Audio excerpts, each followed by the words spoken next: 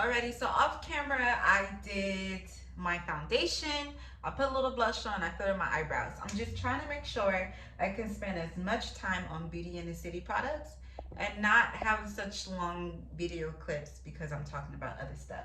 But back to propagation and plants and Beauty in the City. So I want to go in with my Beauty in the City highlighter stick. The name of it is Millennium. I don't think I ever said that. I don't know if she has different colors yet, but the original one is Millennium, and it's like a white glitter stick. My foundation is all over it, but you get the picture. And again, I like to warm up any of my cream based products. I like to warm up with my finger like such, and I just dabble it. Everything's, my skin just started itching, and I just like to dab it into the areas where I want my foundation to be. But yeah, so propagation.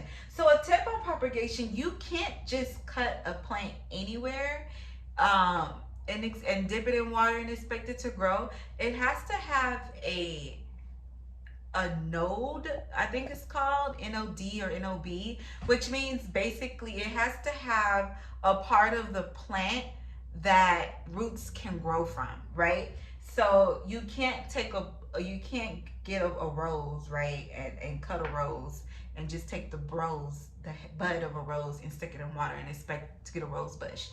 You have to get the branch of the rose, and then it has to have a certain piece to it for it to grow. Like, I don't know how to explain it without having an example. Okay, so I have this plant that's also propagating. It's really cute. It's fuzzy. It's actually creepy.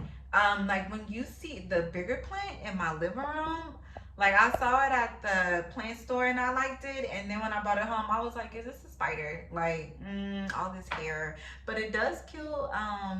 It kills flies because it's so furry. Anything that flies or crawl into it, it traps and it kills.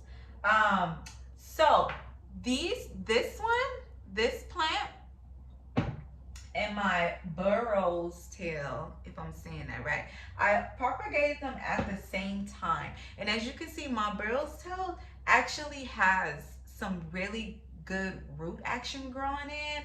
This one, not so much. So it's hard to tell because it's such a fuzzy plant, but some of them you really can't see it. So me showing you is not gonna help. But it's starting to get like very few roots, but not a lot. So that's one thing you should take into consideration. Some plants take longer to propagate in water.